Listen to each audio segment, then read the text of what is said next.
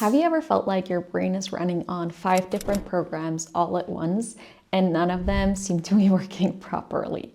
Like you're starting one task, then suddenly find yourself deep diving into a completely unrelated topic, wondering how you even got there. Or maybe people tell you just focus, but for you, that's like asking a computer with 50 open tabs to run smoothly.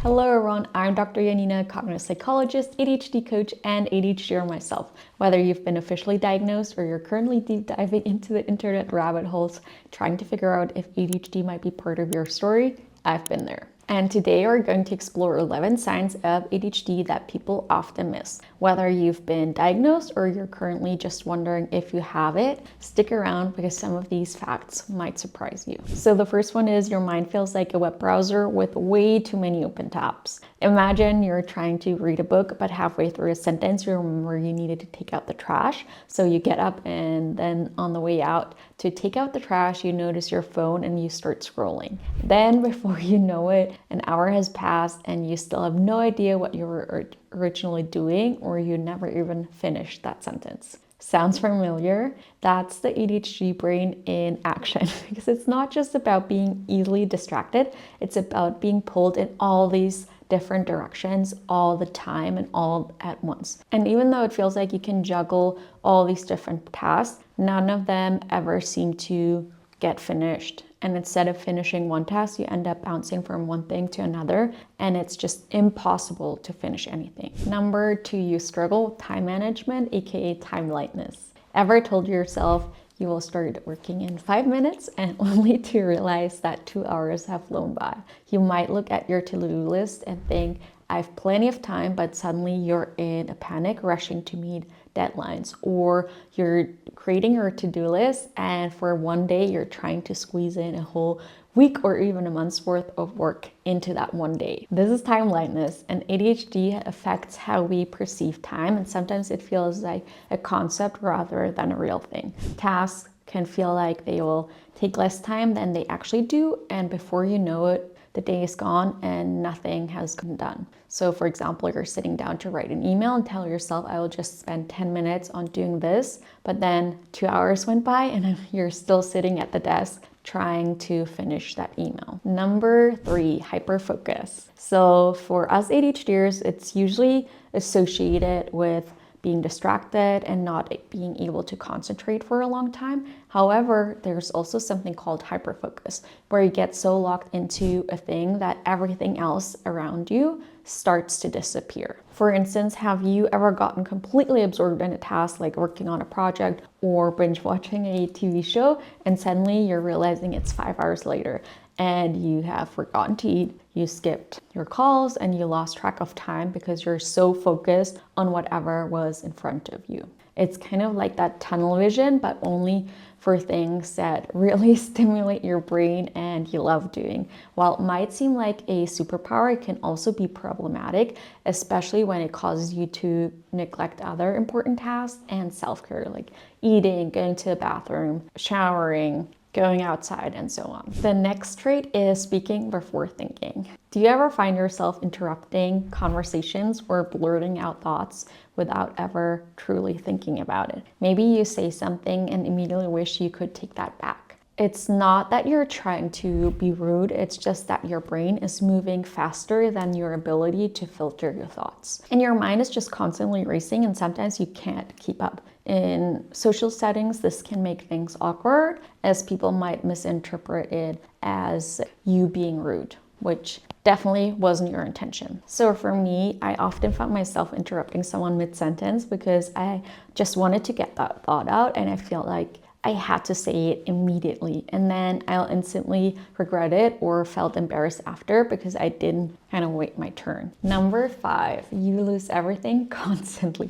Your keys, your phone, your wallet, where did they go? Losing important things and items is kind of a daily classic ADHD symptom, and it's not that we don't care about our stuff. Our brains are just so busy thinking about a million other things that we forget to register where we put them. So for example, I'll be looking for my phone while holding it in my hand and completely unaware that it's right in front of me. Or I will try to leave the house and realize I misplaced my wallet or my keys once again. I have no idea where to put them. This is also because we struggle with executive functioning skills, and one of them is working memory, so short-term memory and remembering like where you placed certain things or someone's name and so on. Number 6, difficulty starting and most importantly, finishing. Ever stare at your to-do list and feel completely overwhelmed, not knowing where to start? You might have 3 urgent tasks in front of you, but the idea of just getting started is so daunting that you just freeze. And it's not laziness, it's just the difficulty in switching gears. And even if you know something is super important, it oftentimes feels like that huge mountain that you have to climb. And once you finally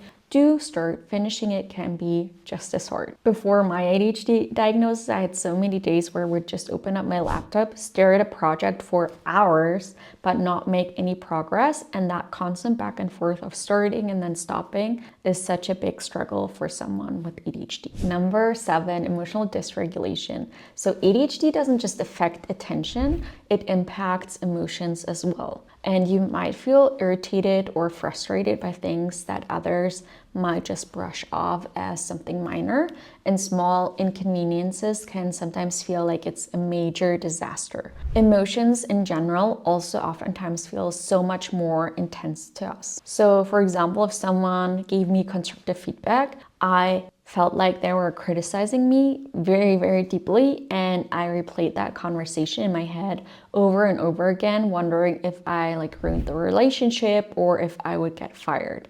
And these emotions can feel so intense, kind of unpredictable at times as well, and just also so exhausting. Number 8, sensory overload. Do you ever get overwhelmed by loud noises, bright lights, or even certain textures? It's like your brain can't filter out the irrelevant stimuli, so everything else just feels way too much. So for example, I can be in a crowded room and it's just not a little uncomfortable. Sometimes it feels like I'm being bombarded with all these different sounds and lights and motions and smells, and it's just so exhausting and irritating, makes it so hard to focus on anything else that's around me. Number 9, you work best under pressure, but you also hate it at the same time. So procrastination is usually a very classic ADHD struggle, but it's not because we don't care. It's because our brains often need urgency to kick in to that high gear. So this leads us to often procrastinate on all of our tasks and leave them to the last minute.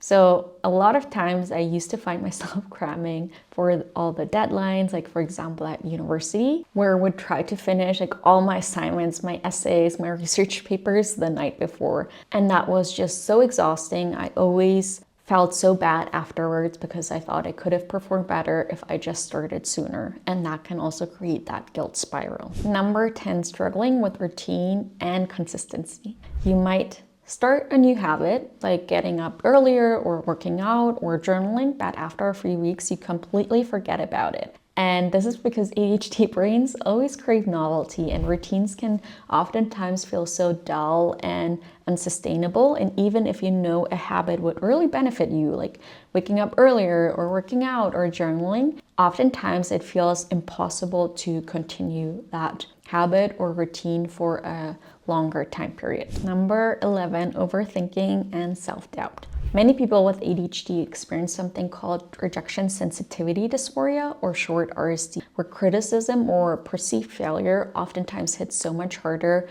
than it should. And you might replay that conversation in your head, worrying about what others may be thinking of you, and self-doubt can often creep in, making you feel like you're just not good enough, even when others don't really see it. So now what? What have you identified with all of the traits I just discussed, or with a couple of these traits? What are the next steps? So if some of these or all of these traits resonated with you, you're definitely not alone. And ADHD is a very complex condition that can look very different from person to person. If you think you might have it, you may want to take just an online adult ADHD screening test. That's always a great starting point to just better understand your symptoms and what ADHD may look like. But the most reliable way, of course, is getting assessed by a healthcare professional. And ADHD in adults can be kind of tricky to diagnose sometimes because it often presents so differently in adults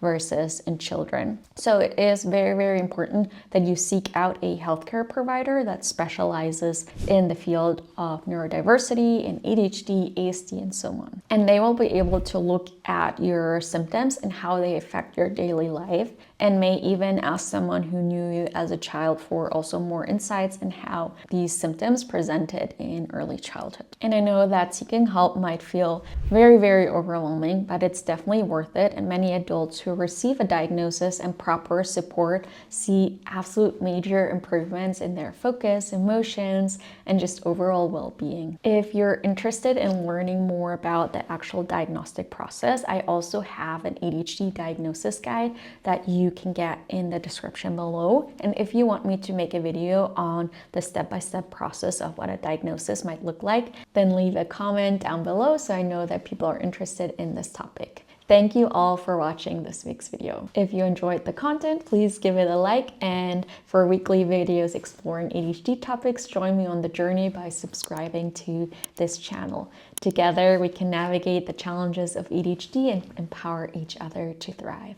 See y'all next week. Bye.